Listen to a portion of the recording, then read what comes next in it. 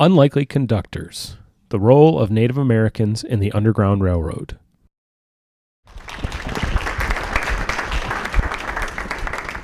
Hi, everyone. Thanks for coming out on a rainy, sort of rainy night.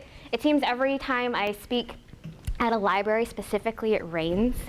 I spoke at Salem South Lyon Library and it rained. I spoke at Salem South Lyon Library last year and it rained. So I don't know what that's saying, like what's going on here. As I was so humbly introduced, I appreciate that. My name is Heather Bruegl. I am a citizen of the Oneida Nation of Wisconsin. I also have Stockbridge, Muncie, Mohican blood running through my veins as well. I have a BA and an MA from Madonna University. In general U.S. history. When I finished there, I took a trip to Wounded Knee, South Dakota, and it was there at the Wounded Knee Memorial. Sounds very cliche, but listening to the wind blow, where I knew what my calling was, and not just as a historian, but as a historian of our people. Sorry, I have a mic on and I'm not used to that. A historian of our people and telling our history, because all too often our history is not told. It's told incorrectly, or it's just breezed over in history books, and it's something that's very important to me for us to know about. So besides this talk, I do talks on Native American policy, Native American activism. I just did one on the Dakota War of 1862, which is a little 5-week war that happens during the Civil War. Nobody really knows about. And then this one actually developed out of a TV show that I was watching. I don't know if, it's not on the air anymore, but you can watch it on like your Netflix or your Hulu. But it was a TV show called Underground, and it was about the Underground Railroad. And what I liked about it is it wasn't sugar-coated. It showed slavery for what it was. It showed people for who they were during that particular time. And it was during one of those episodes that there's 5 slaves that escaped from a plantation in South Carolina, I think. And they're escaping. And during one of the episodes, I noticed that the people harboring them were Native Americans. And I was like, what? Is that a thing? And so, you know, the internet's a great thing. And it turns out it was. It turns out Native Americans did help in the Underground Railroad. But they also played a bigger role in the history of slavery and the Underground Railroad than what I knew about in my own research. So what we find out is every group of people has its own dark past, and that includes Native Americans.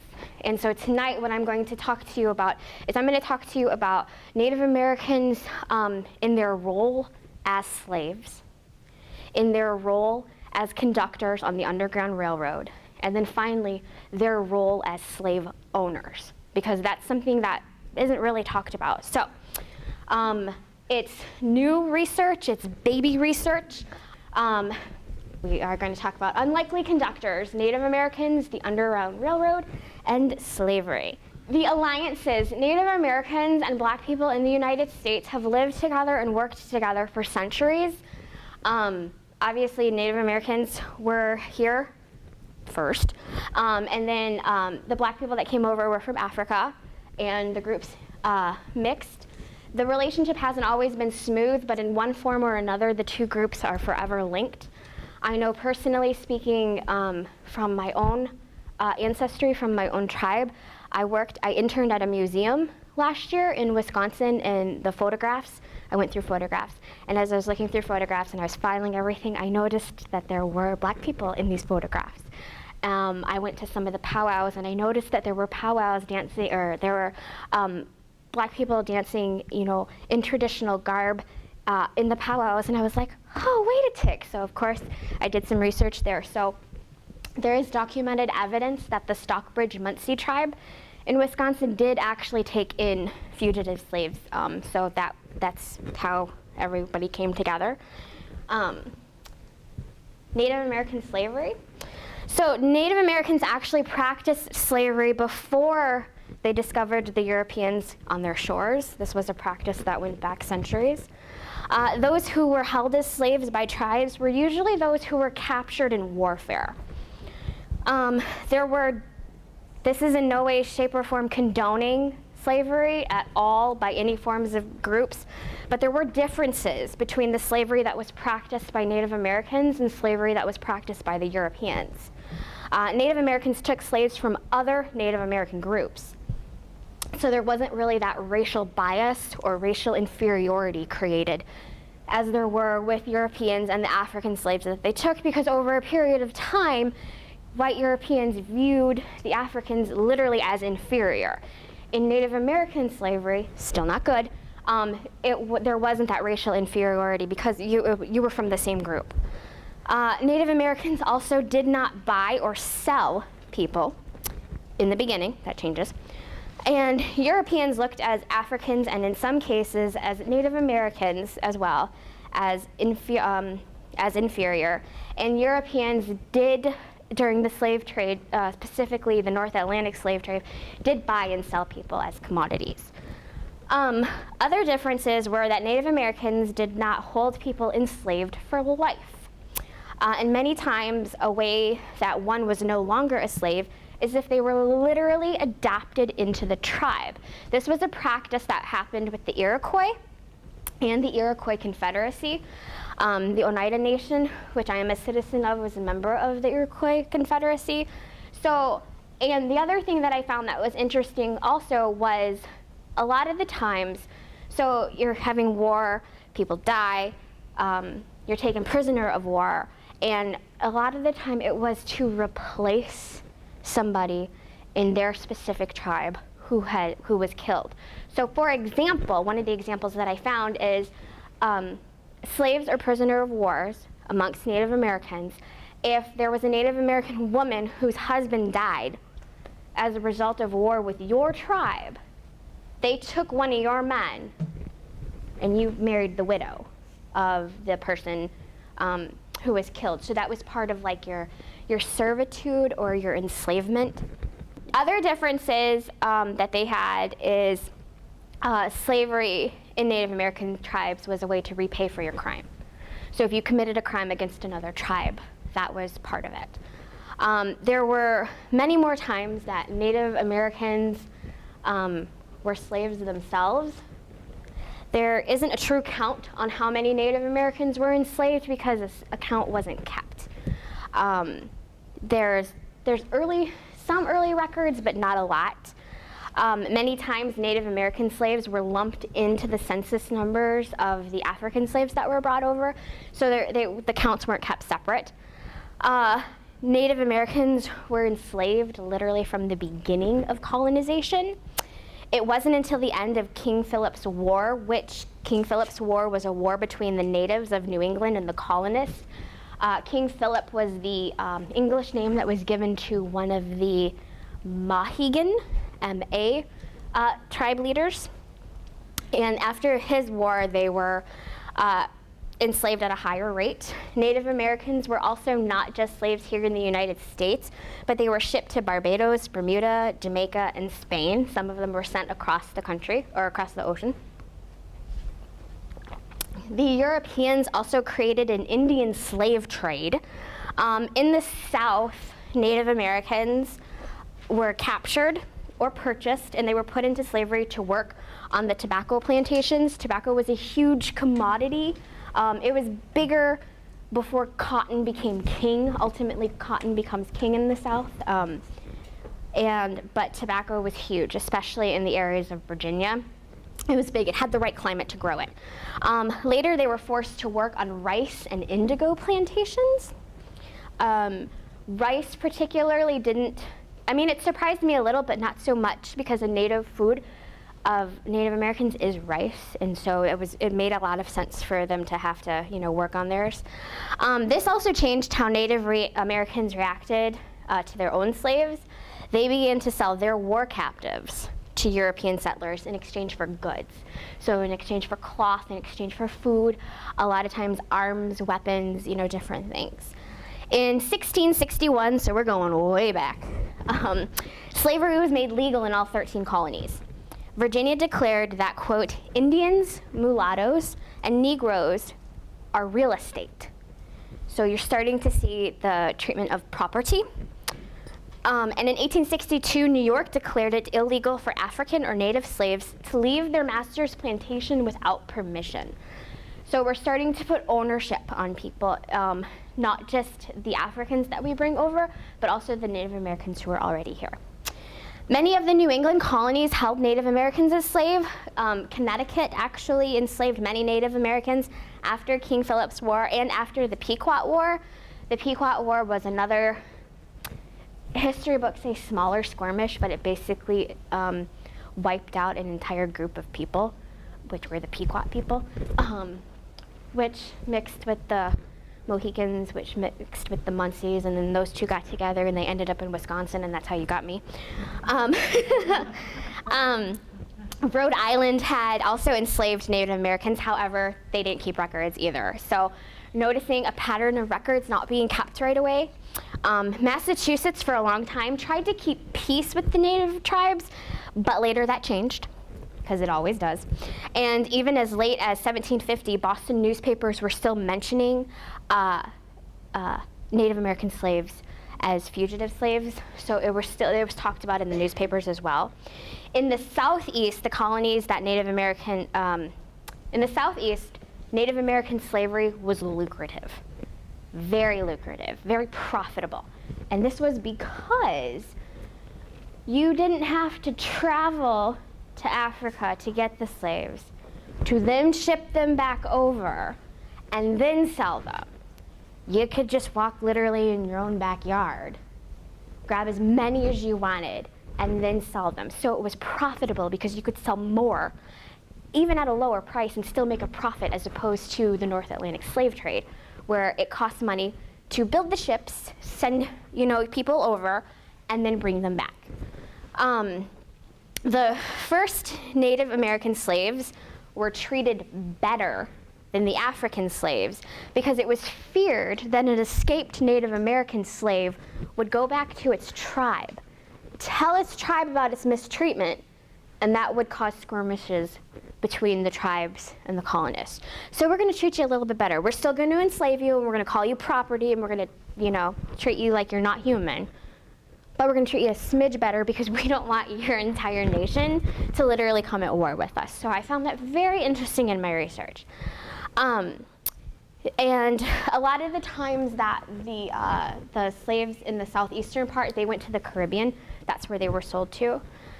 Slave traders preferred Native American slaves that were under 18 years of age because it was easier to mold them.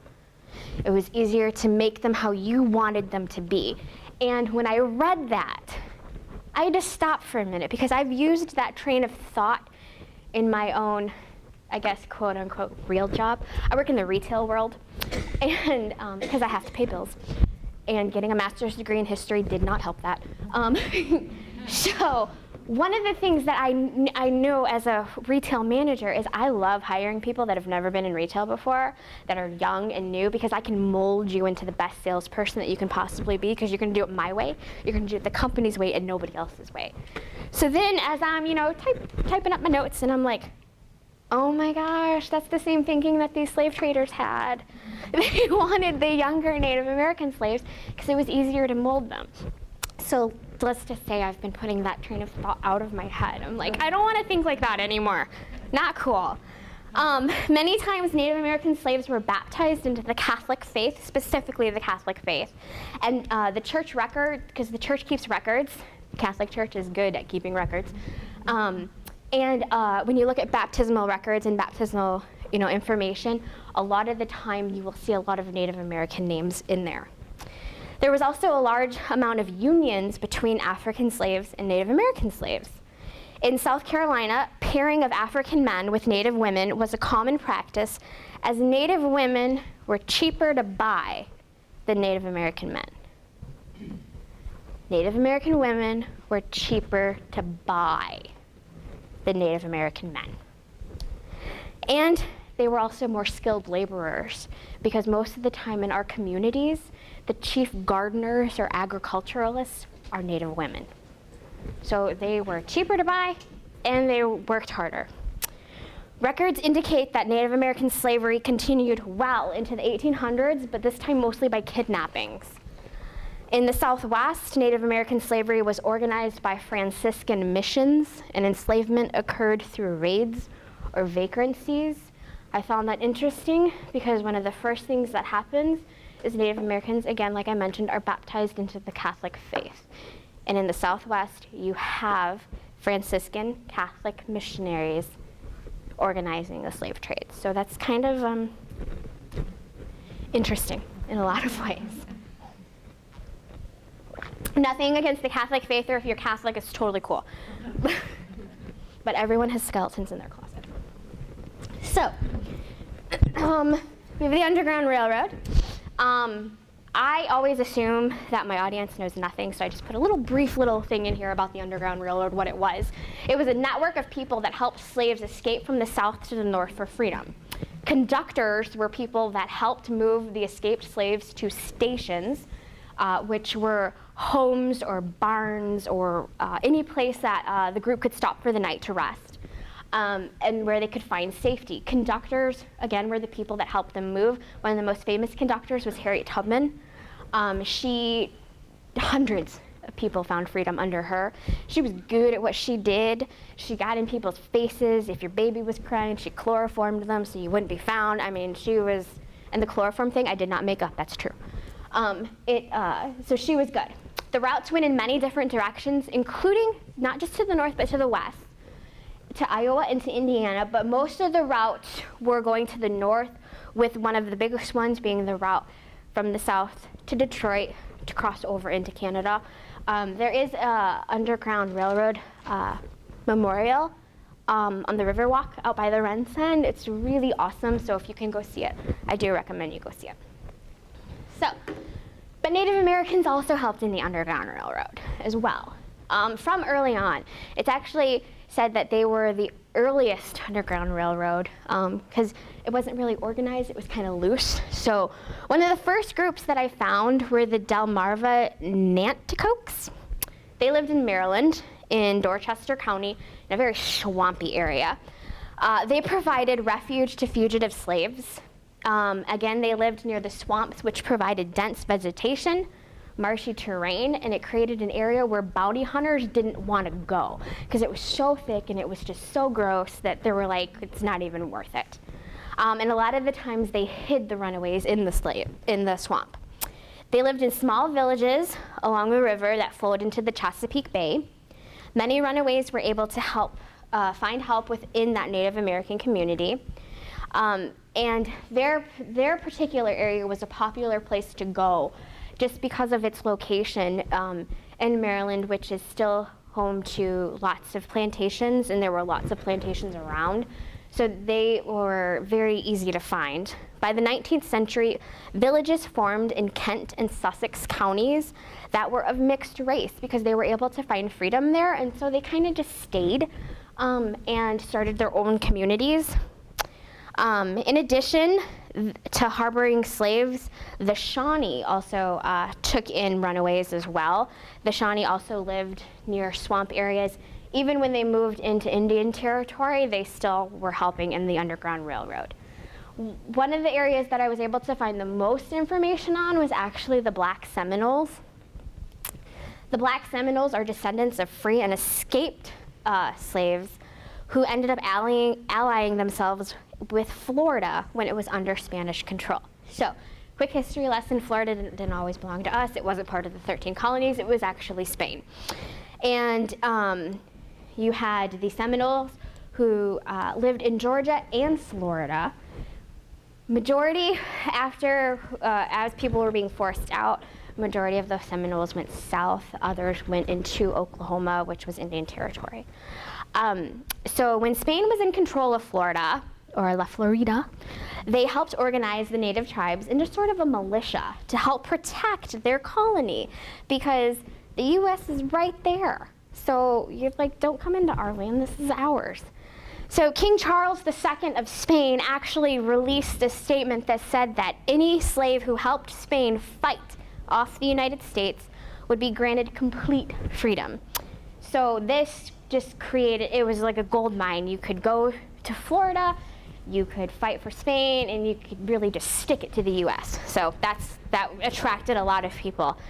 In 1738, Fort Mose was created as the first sanctioned all-free black community in North America.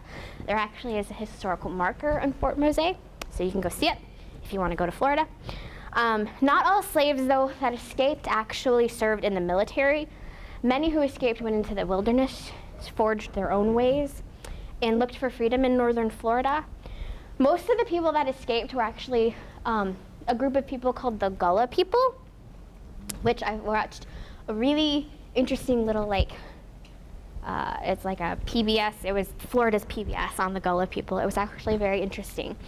And Gullah people were from a particular area in Africa who were enslaved, brought to the United States, but worked in a particular part of South Carolina on the rice plantations in South Carolina and in Georgia. And one of the interesting things is the plantations that they worked on, they were rice plantations. Where they were located was interesting because they were usually a few miles away from where the main house was, because down where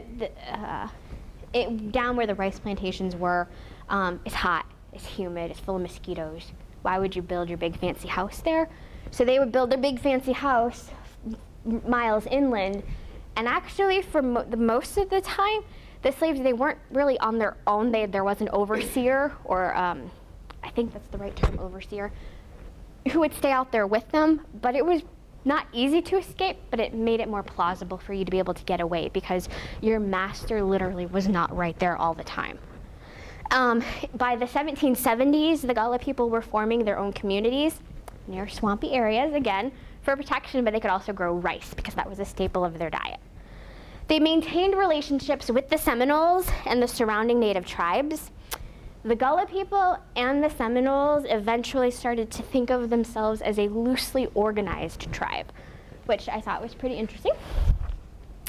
Some of the Gullah people actually held positions of leadership, and the Gullahs also adopted Indian dress, while the Seminoles adopted a love of rice and Gullah music and folklore. So these two different communities came together, and each little bit of each community rubbed off on the other.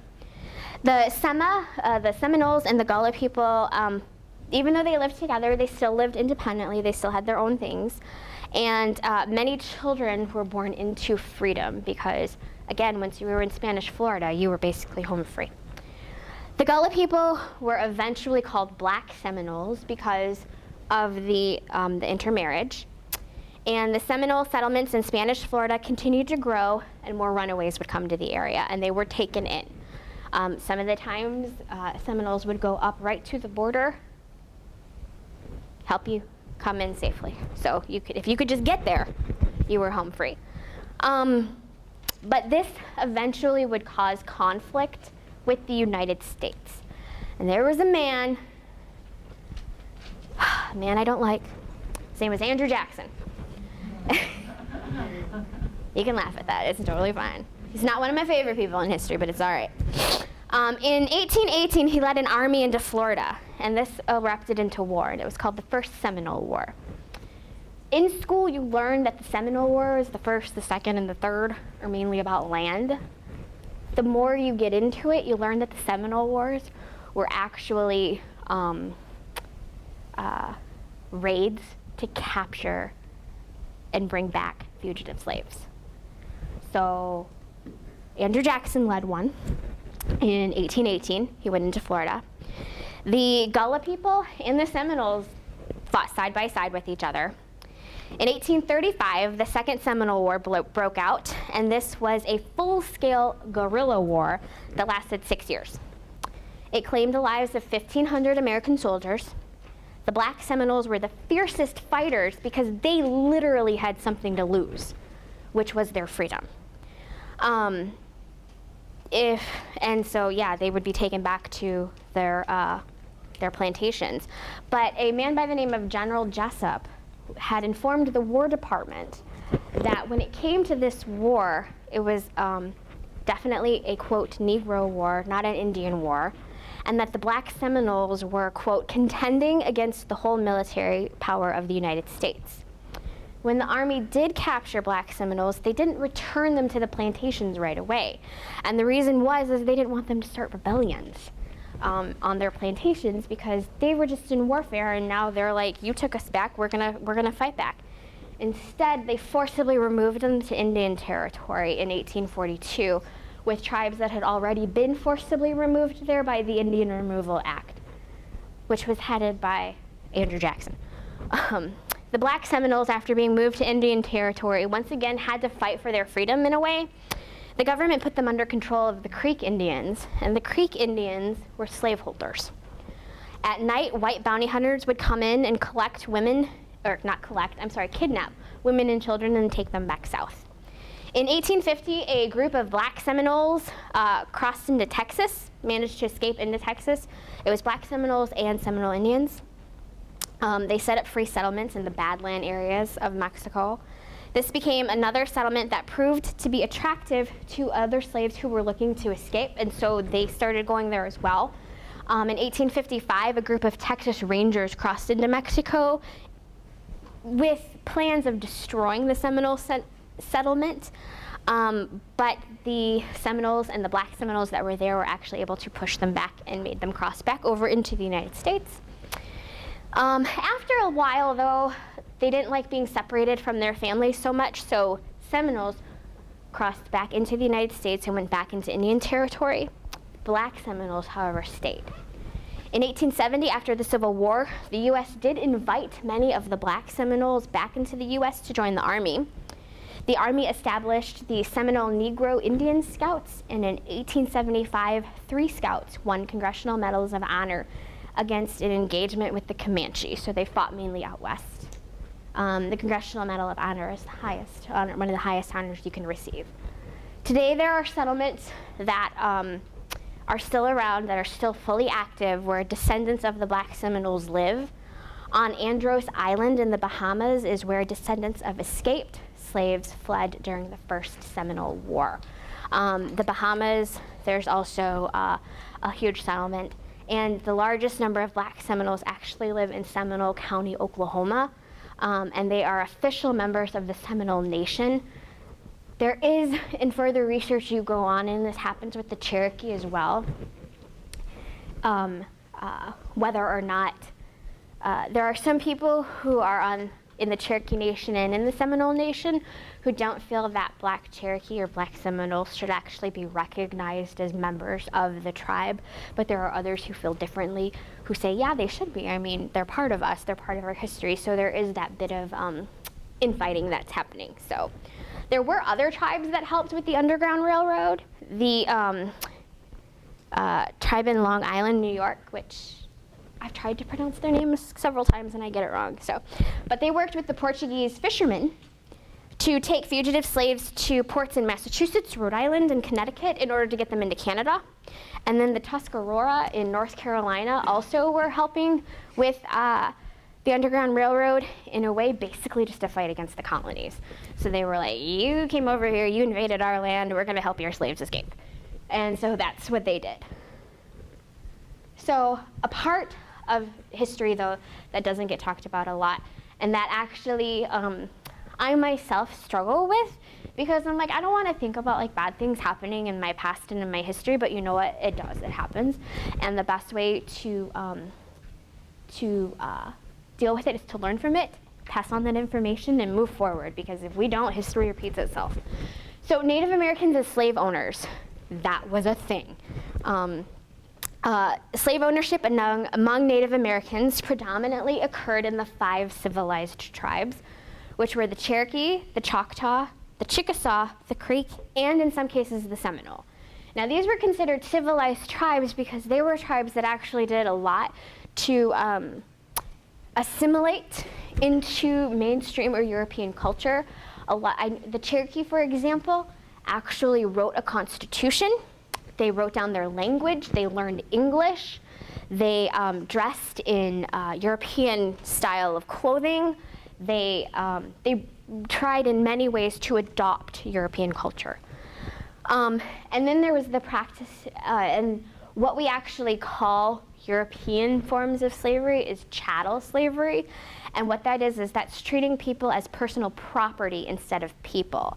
So prior to, yes, Native Americans were slave owners. It wasn't until afterwards, later on, during this period, that they actually practiced chattel slavery, which is, you're not a person, you're my property. Not you personally, because I know I looked at you when I said that. And so tribes did it as a way, again, no justification for slavery because it's wrong in all shapes and form, but they did it as a way to avoid removal from their own homelands. They were like, if we can assimilate, if we can be more like the European settlers that we see, they're going to think, oh, they're just like us and they're going to leave us alone. Not always the case. In fact, that wasn't the case at all. Many times slave owners, Native American slave owners specifically, were criticized for their treatment of their own slaves. Basically, they were too nice. They were too kind. I know in history class, and I remember even in college, we, you learn about George Washington and Thomas Jefferson and how they were nice slave owners. They were still slave owners. I mean, okay, so you didn't freeze every night, but you were still owned. Like, the person didn't think you were good enough to be a person.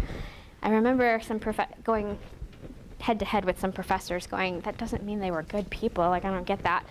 But Native American slave owners were also criticized for being too kind or too gentle with their slaves. They were told many times that they needed to have a white overseer on their plantations in order to make sure that the slaves were being treated correctly. In other words, they were punished the way they needed to be, or punished the way that they were punished on the plantations down the road. The adoption of practice of chattel slavery did nothing to help shield Native Americans from the wrath of the U.S. government, as hopefully you learned in history class or are learning. We were still removed from our lands. We were still forced on that trail of tears, and a lot of the time, the Cherokee specifically, when they were forced on the Trail of Tears, when they were finally forced to leave, they took their slaves with them. So that was something that was interesting. So I'm just going to talk briefly about the Cherokee, the Choctaw, and the Chickasaw, and how they were as slave owners. The Cherokee held the most slaves, and by 1860 they held around 4,000 slaves in their population. Many of their slaves traveled with them on the Trail of Tears, like I had just said, after removal. In their constitution, they prohibited their slaves from owning property, marrying any Cherokee or European, and they were also prohibited from consuming alcohol. Many did have relationships with Cherokee or vice versa, and children were born out of these relationships, but most of the time they were not considered Cherokee, even if they had a Cherokee parent. Most of those that owned slaves, so most of the Cherokee people that did own slaves owned less than 10. Again, that doesn't make it any better. And by 1860, the slave population of the Cherokee Nation was about 18%. So even though and the plantations that the Cherokees had were just as big as the plantations of the white slave masters. They were huge. They were producing the same things. They were producing cotton, tobacco, depending on where they were. And so they had these people, enslaved to work their plantations for them. And again, with the Trail of Tears, they did take many of them with them. The Choctaw, many of their slaves actually came from Georgia. And the Choctaw Constitution mirrored the same sentiments that were happening in the Deep South at the time. And in 1840, their constitution did not allow free slaves to settle on Choctaw land. So if you were whether you were owned at one point by a member of the Choctaw Nation or a white person, if you were free, you could not settle on Choctaw land. You had to go somewhere else. It also barred those even with partial Choctaw heritage from being recognized as a member of the tribe. It also, they did allow their slaves, however, to worship at Christian missions to keep some sense of the homes that they had left. So that happened after removal happened and you were in what is now Oklahoma or Indian Territory. They wanted them to have some sense of normalcy, so they decided to allow their slaves to worship at Christian missions And sometimes Christian missions were even built on Choctaw land, so you didn't have to travel very far. The Chickasaw held similar laws that mimicked southern states as well, because these were southern tribes, so they did a lot of the same things that the South did. With their game population, the Chickasaw started owning slaves because their game population, particularly the white-tailed deer, was declining because you had encroachment on their hunting lands. So they had to find other ways to live, basically, and so they turned to agriculture and farming. And in order to make that successful, they started practicing chattel slavery. They learned how to do it from the British and the French. Intermarriage and relationship with African slaves was discouraged, highly discouraged. And if a Chickasaw did engage in a relationship with a slave, they were punished publicly for it. So that could be through humiliation of some sort or whippings of any sort. The Chickasaw basically practiced chattel slavery in the same way as white Southerners did. So what you saw happening on the white plantations is the same way that the Chickasaw practiced as well. Then you have the passage of the 13th Amendment, which officially outlaws slavery. And so anyone who was a slave at that time, if you hadn't already been freed by the Emancipation Proclamation, with the passage of the 13th Amendment, you were free.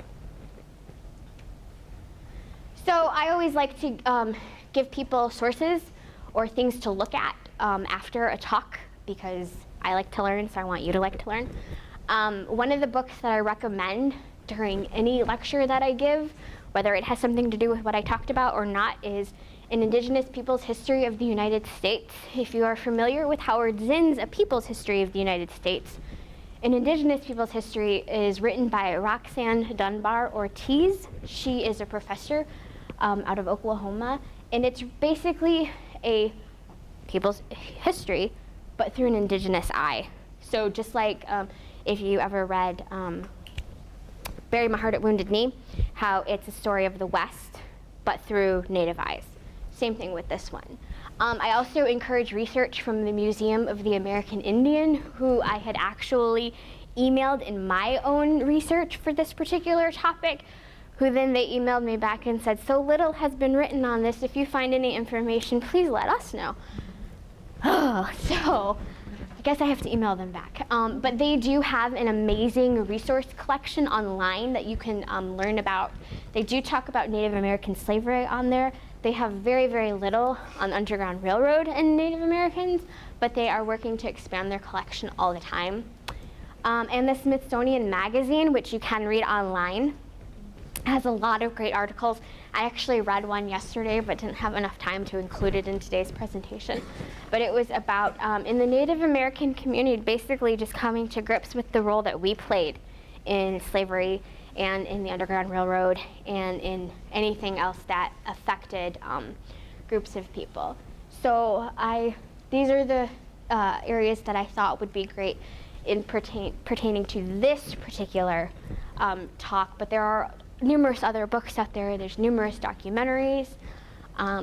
Actually, The West by Ken Burns is a really good documentary that talks about the history of the West, but it also talks about the history of Native Americans in the West as well. So that is, in a short amount of time, a lot of information, but that is what I have for you on research that is constantly changing. I mean, it changed from the time I started researching it to presenting it to you today. So it's constantly changing, it's constantly evolving. I'm constantly finding new things, and I was already talking with Tim here at the library, and when I find more information, I definitely want to come back and let you guys have more. And that's what I have for you.